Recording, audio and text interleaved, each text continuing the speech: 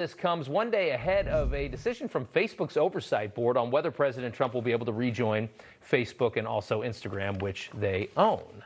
It happens tomorrow morning. To help us make sense of all this, we're joined by Dan Gaynor, Vice President of the Media Research Center, and Mike Davis, President of the Internet Accountability Project. Gentlemen, thanks so much for coming on. Good to see you both.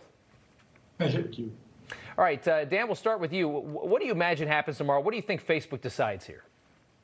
Well, man, there's only two real options. They say no, or if they say yes, and very likely screw him later. The media and the tech left really don't want Trump to have a platform. So, I think they probably have to put him back, maybe with conditions, maybe a lot of conditions. But Facebook doesn't want him back, and they will suffer so much abuse from the news media and from Democrats on the Hill if they let him back from the so-called Independent Oversight Board, that they'll be looking for any misstep he can make as a reason to go after him again. If they go after him again, I'm pretty sure that the Oversight Board would, stick with it then, would allow Facebook to get rid of him. Mike, do you agree with that? What's your position?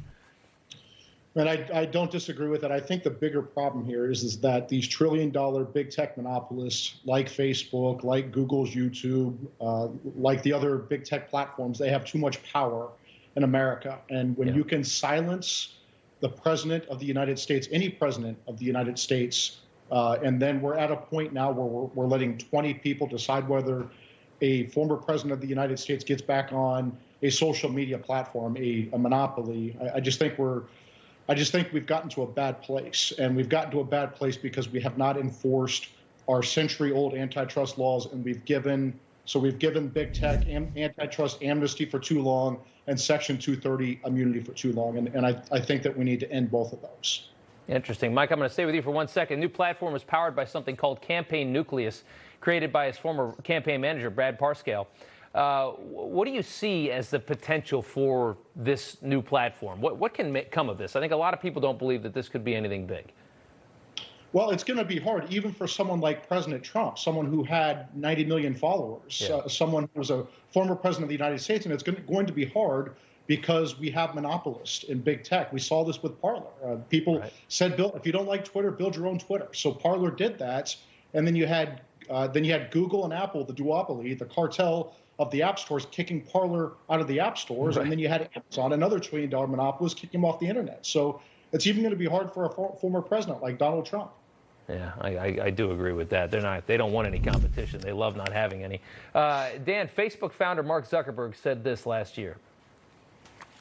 We do not want to become the arbiters of truth. I think that would be a bad position for us to be in, and not what we should be doing.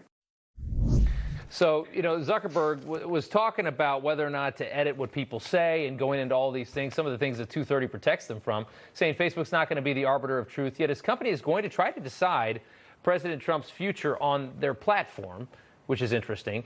And this all kind of circles around January 6th, which, of course, is a day that we know is full of misinformation. We all remember what Trump actually said that day, which goes against everything that the mainstream media wants you to think about what happened that day. What do you make of all that, Dan? Well, I mean, for what Trump said, you know why? Yeah, you can tell that Trump didn't say anything really awful that day because you don't see the news clip, endlessly on a loop on every media outlet every day since then. So obviously he didn't say what they claim he said. But so this goes back to, you've got a sort of partially independent board filled with 15 international, supposedly pro-free speech people, but are very liberal. And you got people like Alan Rusbridger there who wanted the media to boycott Trump even when Trump was still president. So they're not the free speech people they claim. And yes, Facebook does want to censor speech. They just generally would rather government do it. So they've offloaded it on the fact checkers. They've got thousands of words devoted to what you can and can't say on the platform, and they set up these algorithms that are written by humans. So of course they want to censor speech. They would just rather government do it. Absolutely. And Dan, if Facebook goes ahead and does this, they permanently ban him. What's going to happen for regular people using social media? What precedent does that set? I mean, we already saw what happened. As soon as they got rid of Trump, they went after Parler. They went after a whole bunch of people. They were emboldened. So if they let Trump back on without conditions, that puts pressure on the other social media. So I don't think they'll do it. And Mike, same question to you. What does that set as a precedent for regular people if they don't let him back? Well, if you can take out the president of the United States, a former president of the United States, just think that what they can do to everyday Americans like us. I mean, this, again, the problem is that big tech has too much power, and they have too much power because they have antitrust amnesty. And we need to end that by enforcing our century-old antitrust laws. I get it. I do get it. Dan Gaynor and Mike Davis, gentlemen, thank you so much for the time. Going to be interesting to see what happens tomorrow. We'll follow it.